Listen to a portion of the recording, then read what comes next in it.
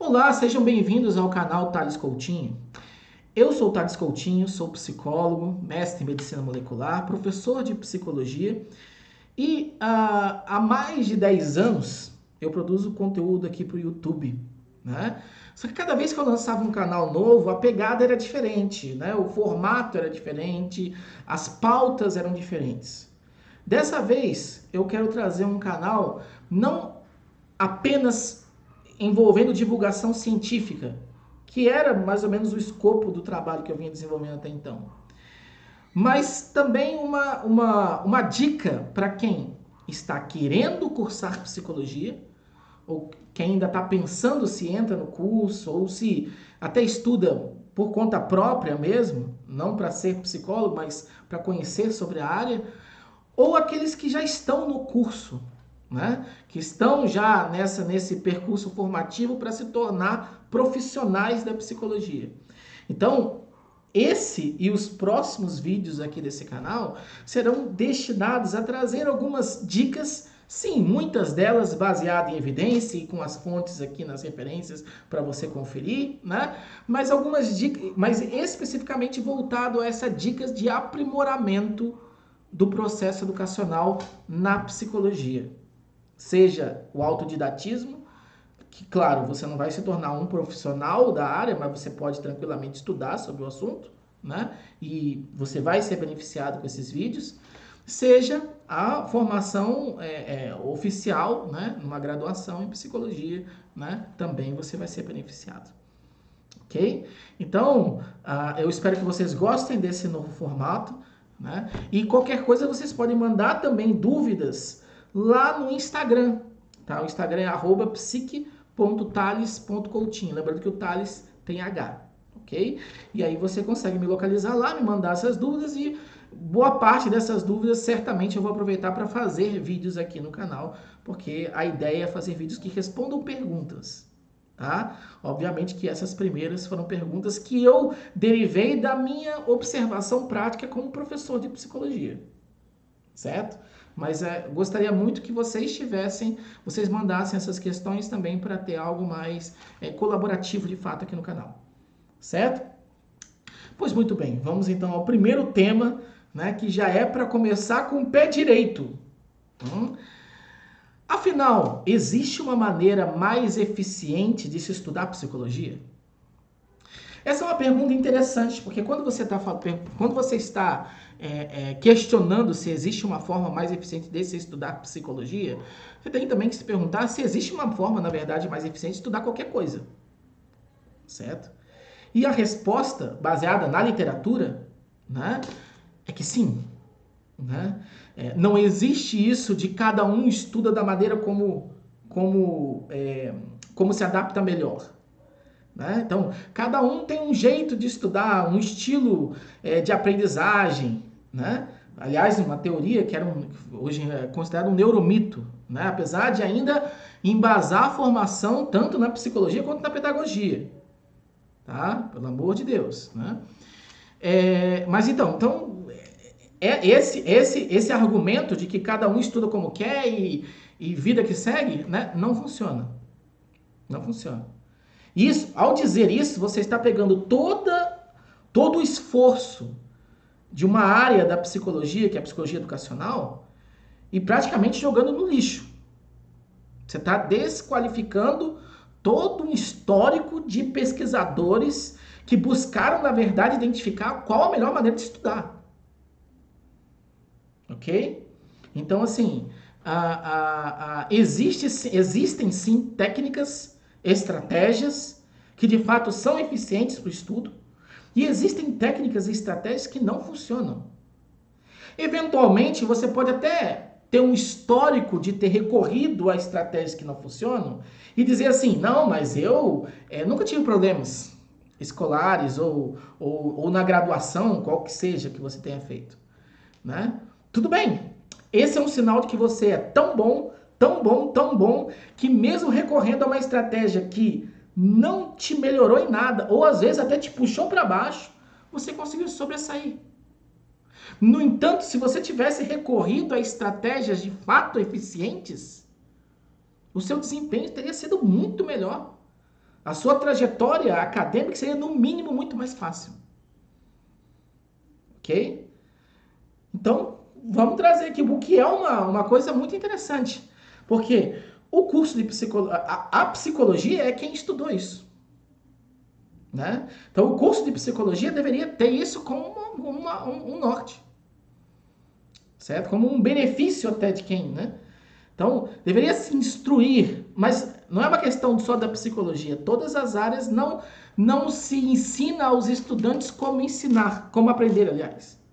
E, no entanto, né, às vezes, quando isso acontece, quando esse ensinamento ocorre, por mais bem intencionada que aquela pessoa seja, ela acaba disseminando estratégias que são péssimas.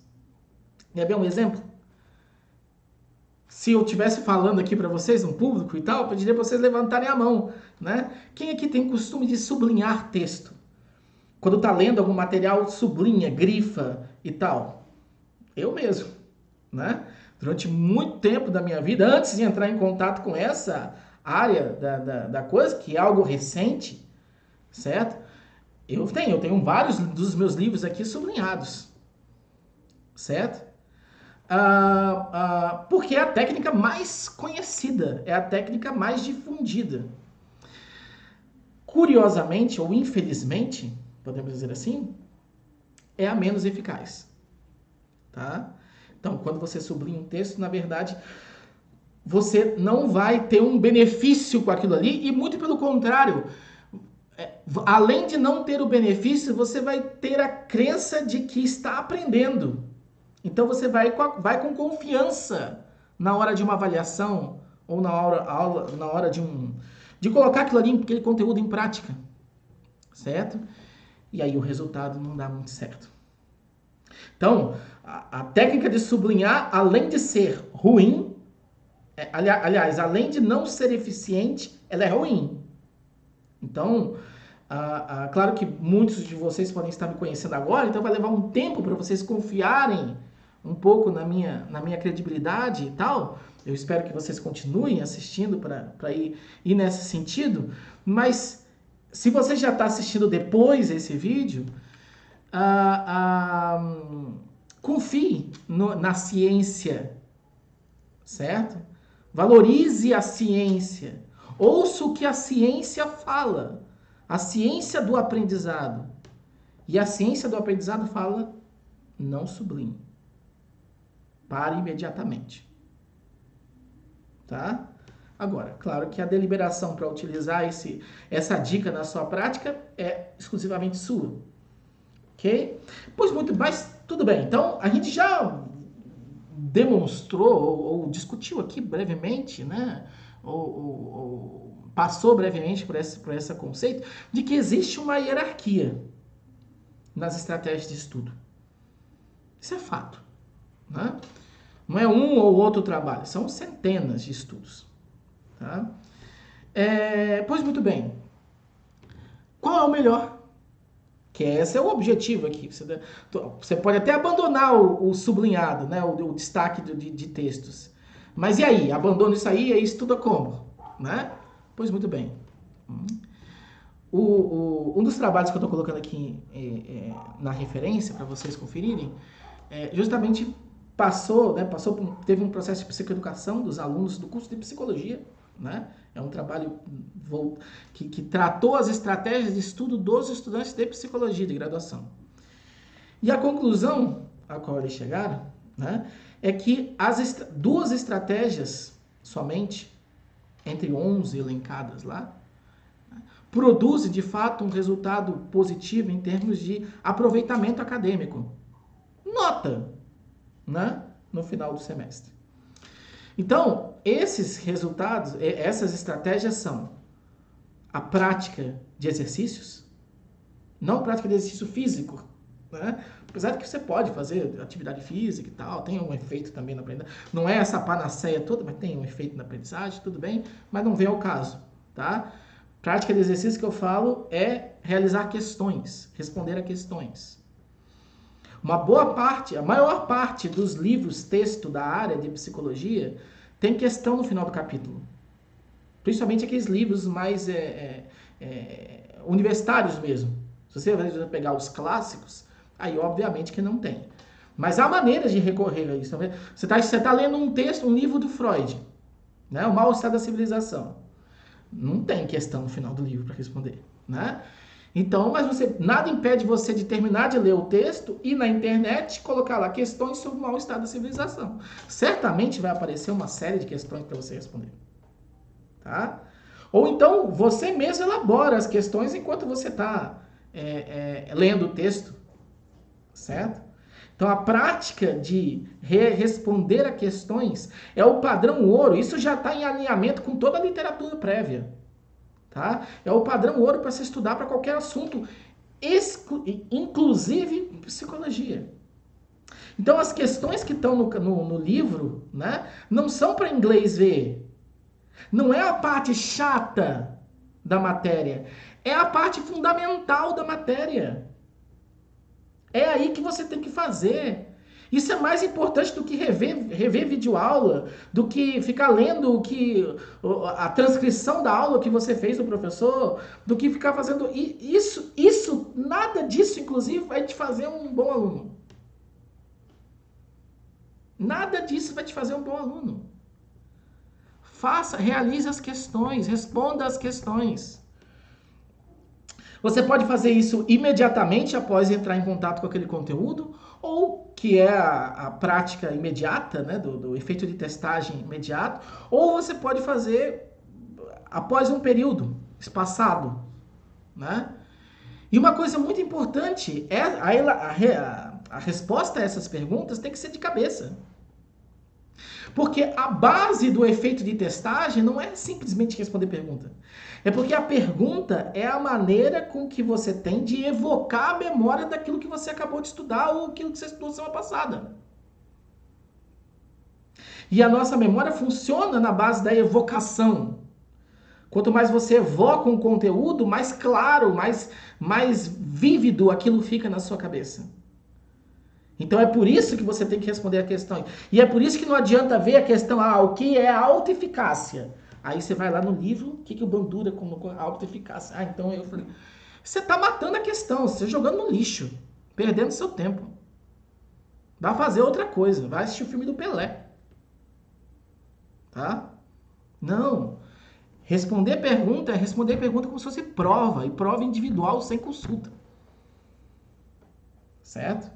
Tem que ficar ali, vai lembrar do assunto. Bom, isso se você quer aprender, né? Tem essa questão, essa é a pergunta fundamental, inclusive, né? Você quer aprender ou não quer aprender? Você quer aprender, então essa é a maneira de aprender. Se não quer, tá tudo certo também. Ok? Então, o efeito de testagem, padrão ouro para estudar psicologia. Quanto mais exercícios, perguntas você responder, melhor vai ser o seu conhecimento da área. Tá? Então esse é o ponto número 1. Ponto número 2. Autoexplicação. Autoexplicação nada mais é do que você dar uma aula para você mesmo. Essa até do ponto de vista prático é até um pouco mais fácil de ser feita, porque nem depende de ter pergunta no final do livro. Tá? Simplesmente aquilo que você acabou de ler, ou aquela aula que você acabou de assistir, explique para você o que você entendeu daquela aula. Pode ser mentalmente. Pode ser voltando para casa no ônibus. Aquele período ali de 20 minutos, 30 minutos, né? Em vez de ficar ouvindo podcast, ou ouvindo coisas que às vezes não vai dar necessariamente nenhum tipo de salto conteudista para você, reflita nesse sentido, vai pensando, vai lembrando da aula. Isso já é estudo. E uma das maneiras mais eficientes de estudar. Ok? A recapitulação mental e dar uma aula sobre isso. Então fica aqui essas duas dicas baseadas em evidência, né? Fácil não é porque o estudo não é fácil. Se o estudo fosse fácil, as pessoas saberiam dos assuntos. O fato é que as pessoas em geral têm grandes dificuldades de lidar com os assuntos. certo? O estudo ele exige um esforço mental, né? Não pode também ser um esforço desproporcional, porque também aí você produz uma carga cognitiva alta e não vai conseguir ter a performance necessária. Mas não pode ser facinho, não pode ser uma mão com açúcar. A mão com açúcar é você rever a aula do professor. É você ler de novo o material e pronto. É você grifar o texto e tá tudo certo. Ok? Isso é uma mão com açúcar. Não é à toa que são as aulas, são as versões mais difundidas. Certo? E eu mesmo fiz isso e fui vítima disso. Certo? Só que a gente tem que mudar o nosso paradigma, porque se a gente continuar insistindo no errado, a ciência assim, a ciência daqui a pouco sai ou forma um escopo, forma um corpo de evidência que detona um paradigma velho seu, e aí você tem que se render àquilo ali, porque se você não se render, você vai continuar por mais tempo errado. Certo? Então por isso que tem que ter essa flexibilidade cognitiva para conseguir fazer ciência. E a psicologia é uma ciência. Então, diante disso e das informações que estão aqui embaixo, vamos evitar sublinhar, tá bom? Vamos fazer as perguntas, responder as perguntas do texto. E quando não tem, monta, tá? E vamos ser professores também de nós mesmos. Tá? Assim a gente aprende melhor, a gente funde melhor as ideias, tem uma ideia, tem uma compreensão mais ampla e mais inteligente até da área. E assim a gente se torna um melhor profissional. Ok? Então esse vídeo até ficou um pouquinho mais longo. O objetivo não é fazer vídeos longos aqui no canal, são vídeos, vocês vão perceber, bem curtos. Né? Mas é que esse eu quis começar, já dá para essa... Vamos começar pelo básico. Se é um canal sobre como que você pode ter um aproveitamento melhor do seu curso de psicologia ou o seu estudo de psicologia, então vamos começar de baixo. É como que se aprende. Então, nesses minutos, eu espero ter convencido você das maneiras eficientes de você, de fato, ir aumentando o seu conhecimento numa área, né? Valorizando, inclusive, a psicologia, porque ao adotar isso, você está valorizando a área que você está estudando, porque esses são conteúdos produzidos pelos psicólogos, tá? Então, é muito importante que isso seja colocado em prática. Lembrando, sempre, né? A escolha é sua, tá bom? Então, até o nosso próximo vídeo, gente. Muito obrigado. Valeu.